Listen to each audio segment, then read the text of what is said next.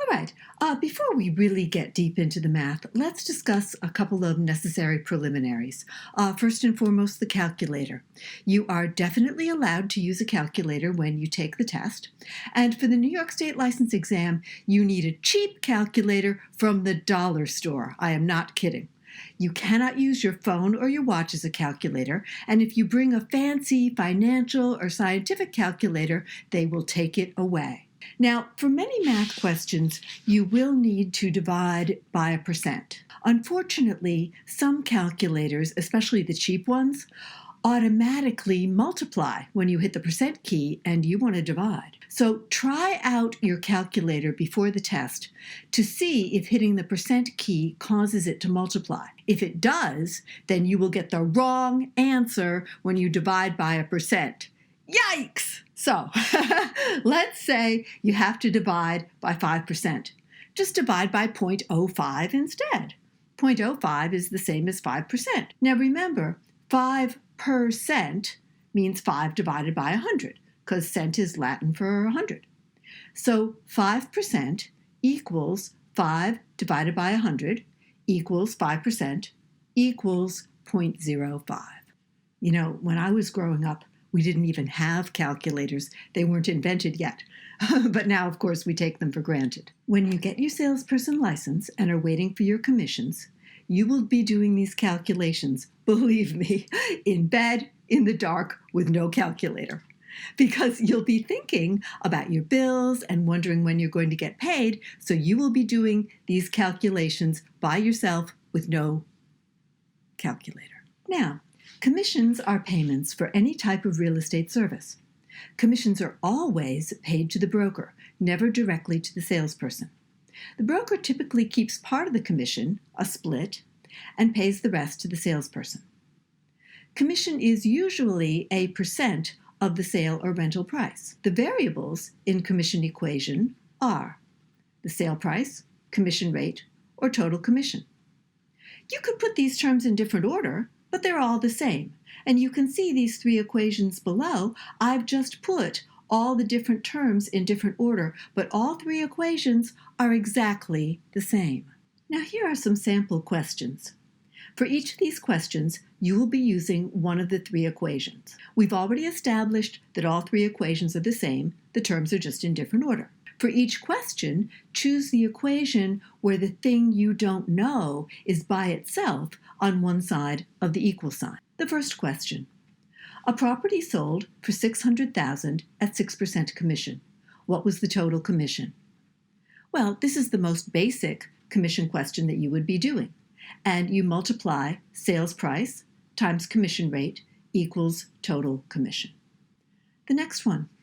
Commission is $6,000 on a $100,000 sale. What was the commission rate? Well, in this case, we're going to use a different equation. We're going to use the second one because we know the total commission and we know the sale price. So we divide the total commission by the sale price, and of course we get the commission rate.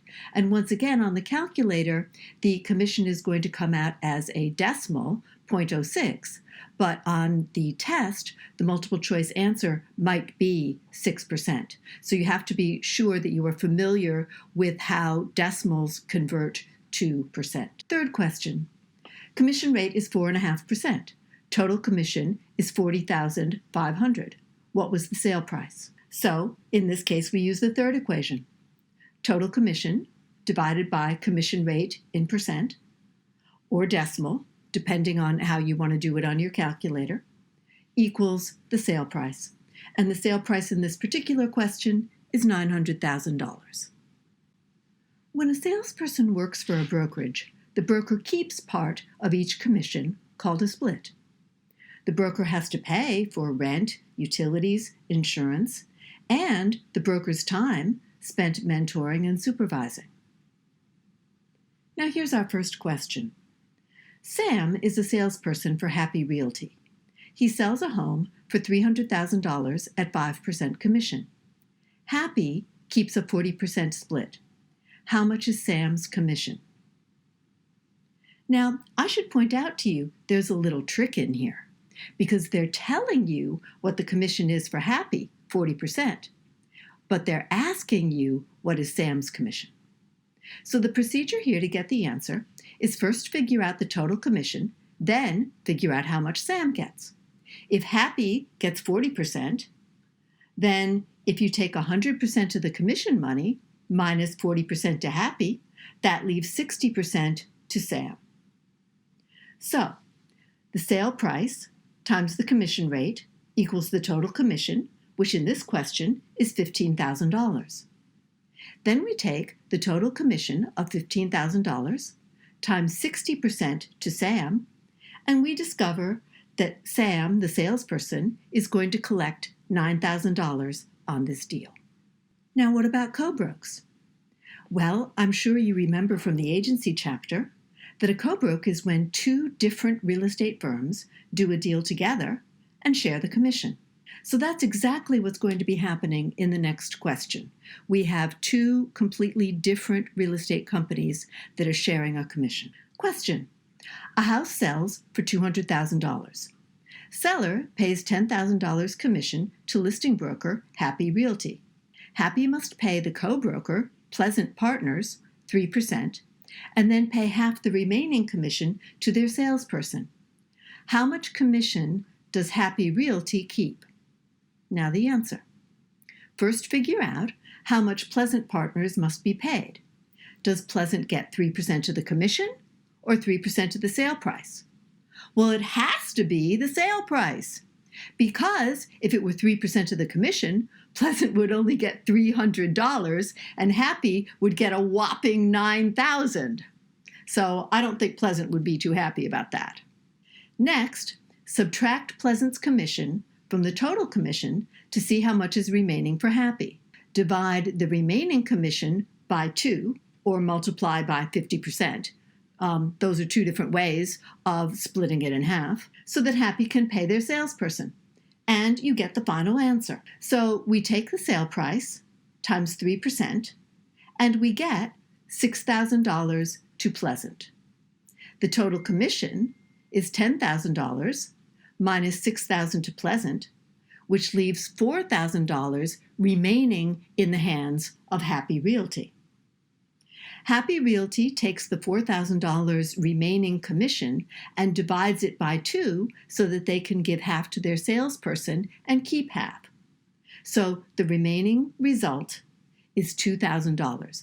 Happy keeps $2,000 and the salesperson gets $2,000 as their commission for the deal. Graduated commission is when commission is not the same for the entire sale price.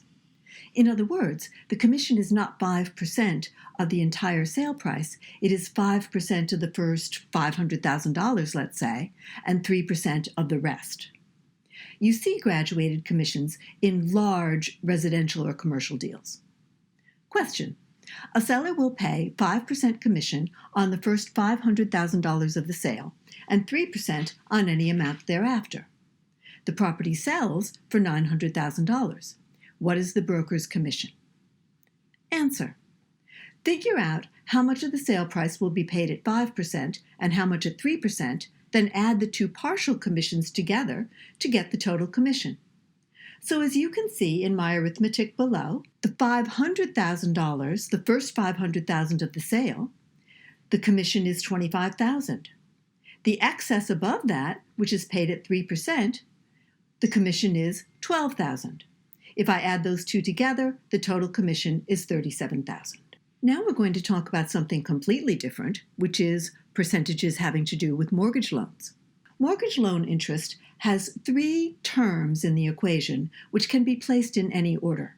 Always use the equation with the fewest steps, the one where the term you don't know is a loan on one side of the equation. Now, here I have 3 equations together, and they are all absolutely the same. They are the same equation. I have just put the terms in different order for you. Question: annual interest is $36,000 at 4% interest. What is the current loan balance? Well, this couldn't be easier. It sounds much more difficult than it is. You just take the interest divided by the interest rate, and you get the loan balance. Next, mortgage balance is $150,000 at 9.5% interest. What is the annual interest payment? Once again, easy as pie. The loan balance times the interest rate is the annual interest. So $150,000 by, you will notice that I expressed 9.5% as a decimal, equals $14,250. Third question, what is the interest rate if the loan is paid down to $300,000 and interest payments are $12,000 per year? Well, in this case, we have used the third equation. You take the annual interest, divide by the loan balance, and come up with the interest rate. Now, I want to warn you about a little trick that you may encounter with this question about loan interest. I have actually been hired to write tests before in different states, and I can tell you that we test writers are actually encouraged to make the questions tricky. But fortunately, as a test writer myself, I know what's in the writer's bag of tricks. Now, one of the test writer's favorite tricks on the test is to give you the question in one unit, but ask for the answer in another. What I mean by this is they may ask you a question in years, but they want the answer in months. And this is what you will probably see in these loan interest questions. Here's an example. Question. Mortgage balance is $150,000 at 9.5% interest. What is the monthly interest payment?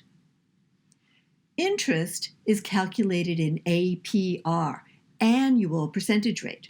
The question asked for this month, so you have to remember to divide by 12 months. So you take the loan balance, which is $150,000, times the interest rate, then divide by 12 months to get the monthly interest. Next, we're going to talk about appreciation. When real estate increases in value, it is appreciation. Question. Sam's house is worth $200,000 today and is appreciating 2% per year. How much will Sam's house be worth in 3 years? Well, all you have to do to answer this is simply multiply by 102% each year. But remember to multiply by the new value each year. And you can see how I've spelled it out here. In the first year, Sam's house is worth $200,000. So we multiply by 102%, and now his house is worth $204,000. In the next year, we're going to multiply $204,000 by 102%, and so on until we come up with the answer. Now we're talking about economic depreciation. When real estate decreases in value, it is depreciation. Question. An investment property purchased for $425,000 is likely to depreciate 3% per year based on market trends. What will its depreciated value be in 5 years? Answer. You start out in the first year at 100% of value. If the property loses 3% of its value, that's 100% minus 3% equals 97%. So each year, multiply the value by 97%. And you can see I spelled out the procedure for you. Now, I want to point out, I want to emphasize that economic depreciation has nothing whatsoever to do with income tax depreciation. That's a tax deduction. Now, in this next question, we are indeed talking about tax depreciation. Tax depreciation is a tax shelter from the government. If you own income-producing real estate, you can get a depreciation tax deduction, even if your building is appreciating in market value. Internal Revenue Service assumes that buildings have a useful life. For apartment buildings, that's 27.5 years. For offices, stores, factories, and things like that, 39 years. Please be sure to remember this because they will ask you about this on the test. Now, this means that if it's an apartment building, for example, each year the owner can deduct 1/27.5 of the building's value from the building's income. Now, let's break this down. If I took 1 and divided by 27.5, I would get 3.636%. So 1/27.5 is the same as 3.636%. The building's value is basically what you bought the building for. Value does not change each year for your tax returns. But the income does change each year. It is how much income the building made this year.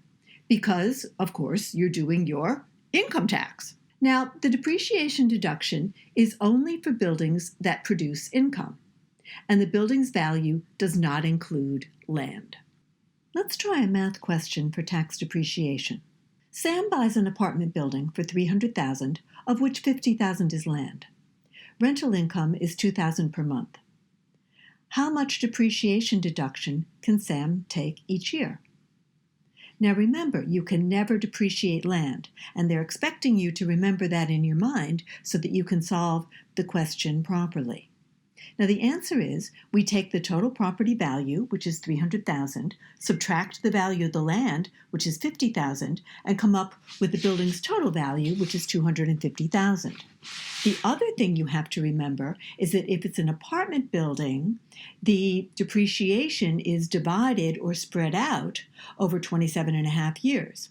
So we take the $250,000 value of the building, divide by 27 and a half years, and we wind up with the $9,090 annual depreciation deduction. Now, remember, if this were an office, you would not divide by 27 and a half years because that's only for apartment buildings. You would divide by 39 years instead. Now, don't let the test fool you with information you don't need. They tell you in the question that the rental income is $2,000 per month, but you don't need that information to figure out the tax deduction. All you need is the building value and the building type, whether it's an apartment building or a different type of commercial building. They asked for the tax deduction, not the taxable income. Now we're back to talking about percentages with regard to mortgages. Points are interest paid by the borrower to the bank at closing in return for a lower monthly interest rate. Banks like points because they get their interest in cash now and don't have to wait 30 years. Borrowers like points because they get lower monthly payments. Now, a point is, by definition, 1% of the loan amount. So a point is always 1% of the loan amount and cannot be changed. So let's try a question. Sam plans to buy a property for $1 million. To do this, he must borrow $800,000 from the bank and has agreed to pay 2 points. What is the dollar amount of points Sam will pay? Answer. To solve this, you must remember that a point is always 1% of the loan amount, not the purchase price. But Sam is paying 2 points, so you must multiply by 2%, not 1%. Now, we take the loan amount, we multiply by 2 points, which we know is 2%, and we wind up with the amount of points that Sam must pay, which is $16,000.